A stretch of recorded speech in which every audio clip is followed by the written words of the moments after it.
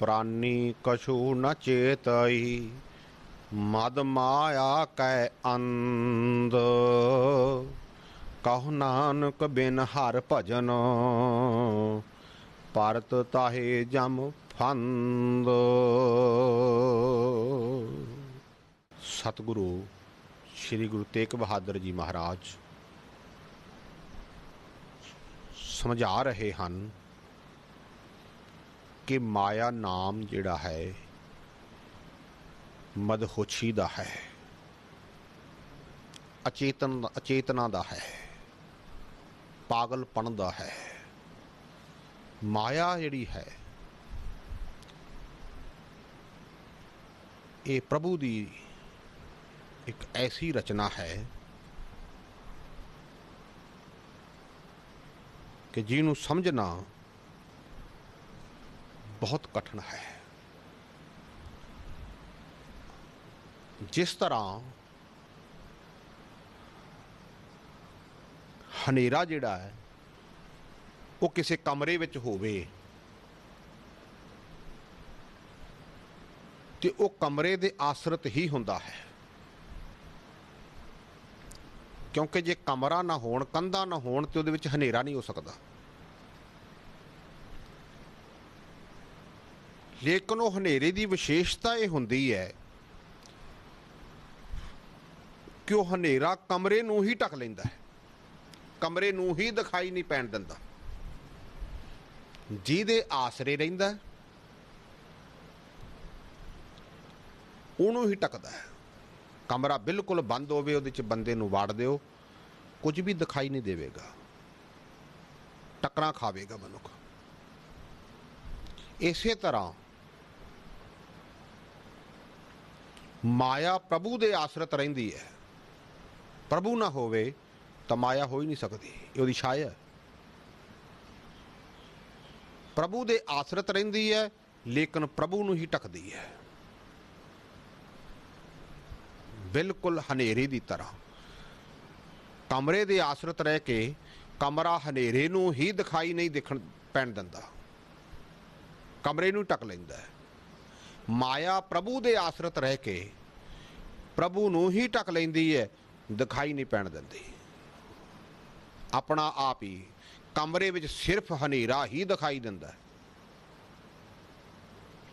संसार विच सिर्फ माया ही दिखाई दिंदी है, भगवान दिखाई नहीं दिंदा। इस करके बहुतात विच जिहड़ी पूजा है वो लक्ष्मी की पूजा बहुत ही हुंदी है, क्योंकि प्राचीन जिहड़े असी भारतीय समाज उहदे विच लक्ष्मी नारायण की पूजा ज़्यादा हुंदी सी। तो जो नारायण तो बेचारा पासे ही रह गया, लक्ष्मी की पूजा हो रही है। कदे वेखना जिन्ने दुकानदार ने हटवाणीए हिंदू है, सब जाके सवेरे लक्ष्मी की पूजा ही करते हैं। लक्ष्मी सी तो नारायण दे आसरे, लेकिन नारायण नूं ढक लिया, नारायण ते हावी हो गई बेटी। ये नहीं कि माया ताकतवर हुई है, ये कदाचित नहीं है। मत समझना कि माया इन्नी ताकतवर हो गई उन्हें रब नूं ढक लिया, नहीं।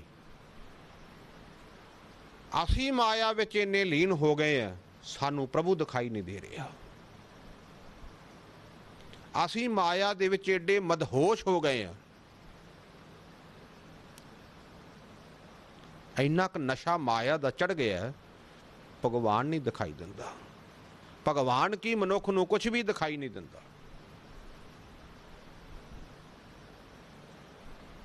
माया विच मस्त बंदे नूं अपना मां प्यो भी दिखाई नहीं दिंदा, माया ही दिखाई दिंदी है।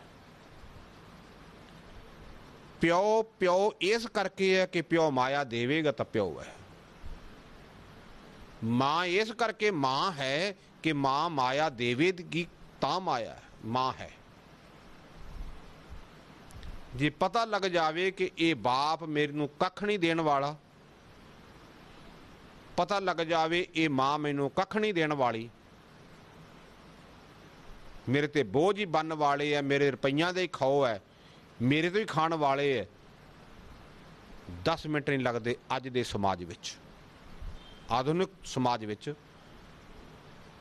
लोग प्यो नूं भी घरों कढ़ दिंदे आ, मां नूं भी घरों कढ़ दिंदे आ।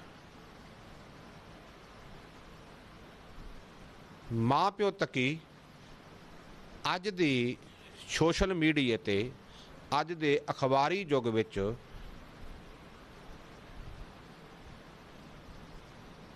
ये सारे मीडिया विच भी जदों गुरु घर की भी गल हुंदी है, मैनू नहीं लगती किते ज्ञान की गल हुंदी होवे। गुरद्वारे की जो गल चलूगी तो गोलक की गल चलती है। गुरद्वारे विच भी गोलक ही दिखाई दिंदी है, गुरद्वारे विच भी रब दिखाई नहीं दिंदा। ये सारे पक्षां ते जाना पवेगा। प्रबंधकां नूं भी गोलक ही दिखाई दिंदी है, गुरद्वारे विच आमदन कितनी है। सानू भी यही दिखाई देवेगा, भावें कोई पाठी है, भावें कोई कीर्तनी है, उन्होंने भी यही दिखाई देवेगा आमदन कितनी का है।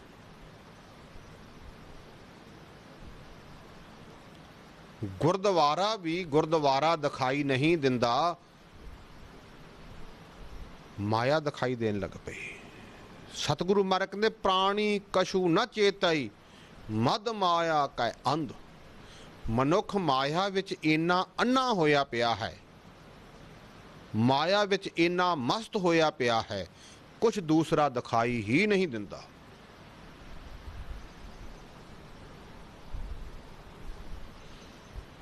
सब रिश्ते तार तार हो चुके हैं संसार दे विच, सब संबंध टुट चुके हैं संसार विच, एक ही संबंध रह गया है। बहुत सुंदर घटना महाभारत की घटना है।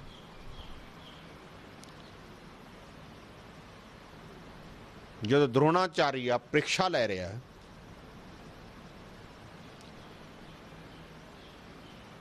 ते उथे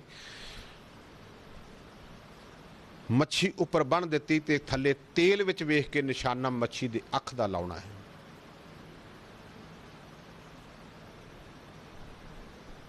तो दिखाई की दे रहे है सब नू, मच्छी की अख दा, मच्छी की अख दिखाई दे रही। इसे तरह अज दे समाज विच सब इन्ने क माया विच अंध होए बैठे हाँ, माया विच गलतान होए बैठे हाँ। प्राणी कशु न चेताई, कोई चेता ही नहीं है। इसे करके सतगुरु सच्चे पातशाह महाराज जी एक साथे चेता ही ता चेत, कि ऐ मनुख तैनू चेता है उस समय का चेता कर जदों मुख तले पैर उपरे वसंदड़ो कोहथड़े थाए। जदों माता दे गर्भ विच पुट्ठा लमक रहा सी, मूँह तेरा थले सी, पैर तेरे उपर नूं सी, ते गंदगी तेरे उपर दी वाके आउंदी सी, चार चफेरे तेरे गंदगी दे विच तू पड़ रहा सी। उत्थे तैनू कोई आसरा नहीं सी तेरा, उत्थे कोई तेरा छुटकारा कराउण वाला नहीं सी। उत्थे सिर्फ ते सिर्फ सी मार कहंदे मात गर्भ में आपन सिमरन दे, तह तुम राखण हारे। माता दे गर्भ विच तैनू उहने अपना प्रभु ने बंदगी दे के नवाजिया, तैनू तैनू फिट कीता। ते उस समय किते कोई वादा भी कीता सी कि हे प्रभु इत्थों कढ, मैं तैनू याद करांगा। पर जदों ही माया तो इस तो बाहर निकलिया, माया दे उधर तो बाहर आया, ते लिव छुड़की लगी तृष्णा, माया अमर वरताया। ऐसा माया दे पिछे लगा, ऐसा माया दे हुक्म विच पागल होया।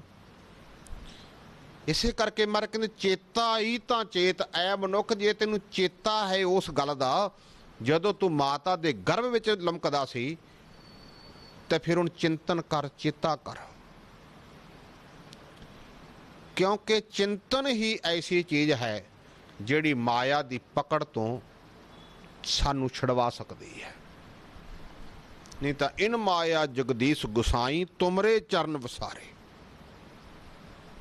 नहीं तो माया जिहड़ी है किंचित प्रीत न उपचित जन को, एक किंचित मात्र भी किनका मात्र भी जिहड़ा प्रेम है वह प्रभु दे चरनां दा पैदा नहीं होण दे रही। लगे पे असीं माया दी पकड़ च, माया दे पिछे। इस करके चिंतन करन दे नाल ਤਾਂ ਹੀ ਗੁਰਬਾਣੀ चिंतन की वार-वार गल चिंतन की हुई है, चेते की हुई है कि जिस मौके ये मनुख प्रभु चिंतन विच होवेगा तो माया की जिहड़ी पकड़ है वो कोई ढिली पवेगी। क्योंकि माया की पकड़ इन्नी क असीं माया नूं घुट के जफ्फी पाई है, इन्नी क माया नूं असीं पकड़ विच पड़ी जिहड़ा है वो पीढ़ी गंढ पा के बैठे हैं कि सानू होर कोई पासे दिखाई नहीं दे रहा। गुरु अवतार संत पैगंबर उन्हां सारियां दा मकसद एक ही हुंदा है। भावें ये वखरी गल है कि किसी उपदेश किसी अवतार पैगंबर ने उपदेश किसी ढंग नाल दिता है, किसी ने किस ढंग नाल दिता है। ये उस प्रभु की लीला है, वनसवनता है। लेकिन सब दा जिहड़ा मूल मकसद मुख प्रयोजन सारियां दा एक ही रहा है कि किवें ना किवें मनुख दे हिरदे चों माया दी पकड़ ढिली पै सके। क्योंकि माया ही प्रभु परमात्मा तो सानू इन्ना क दूर लै गई है कि असीं उस परमात्मा सानू दिखाई नहीं दे रहा। मर कहंदे प्राणी कशु न चेतई मद माया कै अंध। ये माया विच इन्ना क अन्ना होया बैठा प्राणी कि कुछ भी चेता नहीं है। सब चेते भुल गए कि असी प्रभु नाल की इकरार कीता, सानू ये दुनिया विच क्यों असी आए हैं, साडा दुनिया विच आउण दा प्रयोजन की है, मकसद की है। कुछ नहीं है। बंदे ने समझ लिया कि मेरा प्रयोजन सिर्फ यही है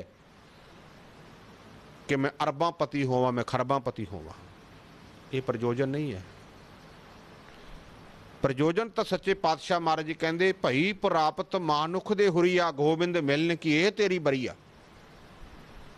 तेरा प्रयोजन तो सही गोबिंद नूं मिलन दा, प्रभु नूं मिलन दा, परमेश्वर नूं मिलन दा।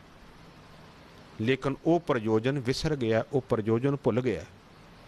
प्राणी कछु न चेतई मद माया कै अंध कहो नानक बिन हर भजन। गुरु तेग बहादुर जी महाराज जी की महान बाणी, सारी बाणी सच्चे पातशाह जी ने भजन नूं बहुत वड्डी महत्ता दी है। महत्ता ही नहीं दी, आप भी सतगुरु पातशाह जी ने जीवन में भजन नूं बहुत कमा के सानू दस्सिया भी है। जे गुरु तेग बहादुर जी महाराज जी का जीवन पढ़ के वेखिए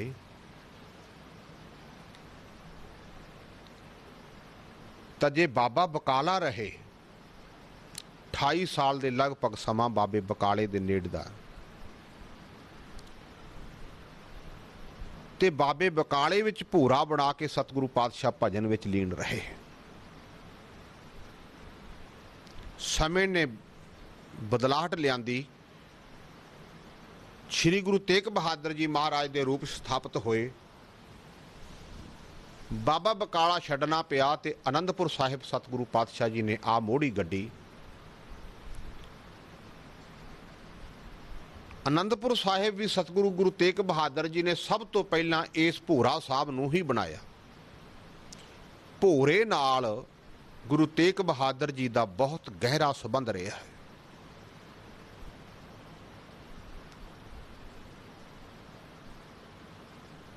ते भोरे विच बैठ के सतगुरु पातशाह जी ने आप उस प्रभु का भजन किया, उस प्रभु की बंदगी की है। ते उपदेश भी सतगुरु पातशाह जी ने सब तो वध अपनी बाणी च भजन का ही दिता, भगती का ही दिता कि भजन कर, बिन हर भजन नहीं छटकारा। जग रचन मारे कहते कहो नानक बिन हर भजन कि ऐ बंदे ऐ मनुख बिना परमेश्वर परमात्मा दे भजन तो गुर की मत तू लेहे आने भगत बिना बहु डूबे सियाने। कि ऐ मनुख ऐ बंदे अपनी सियानप जां अकलमंदी की गल ना करी, क्योंकि बड़े बड़े सियाने अकलमंद बंदे भगती तो बिना भजन तो बिना डुब गए।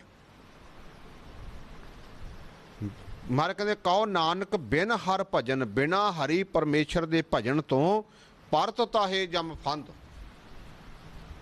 तैनू जमां दी फाही पै जावेगी, जम तैनू पकड़ लैणगे, जम तैनू इयों तेरे गल विच फाहा पा लैणगे, तैनू किसी पासे भजन नहीं देणगे। आसा दी वार विच महाराज कहंदे वड्डा होआ दुनीदार गल संगल कत चलाया, अगे करनी कीरत वाचिए बह लेखा कर समझाया। कि भावें तू वड्डे तो वड्डा दुनियादार बन जा, वड्डे तो वड्डा अमीर बन जा, लेकिन ख्याल रख जदों ओ प्रभु परमेश्वर परमात्मा दे जमदूत आए, उन्होंने तेनू गल में तेरे संगल पा के अगे तोर लेना है। इस करके सतगुरु महाराज भजन करने वाले पासे सानू प्रेरणा देंदे हुए बख्शिश कर रहे हैं कि प्राणी कछू न चेत ई मद माया के अंध। ऐ प्राणी जेड़ा तू माया दे विच इन्ना गलतान हो के तैनू कोई दिखाई नहीं ना दे रहा, ते ख्याल रख ये माया तेरे साथ नहीं जानी, बाबा माया साथ न होए। इन माया जग मोहिया बिरला बूझे कोए। सारा संसार इस माया ने मोहित किया, ये गल नूं कोई बिरला बुझदा है।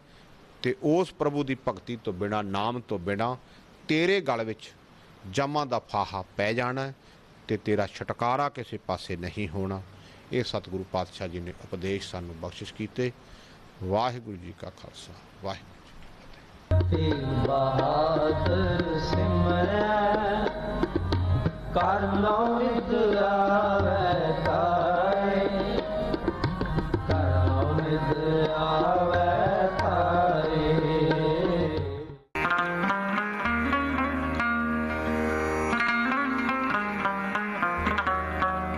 त्याग ते बैराग दी मूरत बलिदान दे पुंज नौवीं पातशाही साहिब श्री गुरु तेग बहादुर जी।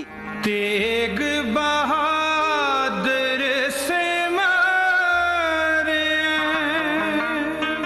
गुरु साहब दे प्रकाश दी चौथी शताब्दी नूं समर्पित उन्हां वल्लों उच्चारण कीती पावन गुरबाणी दी कथा विचार।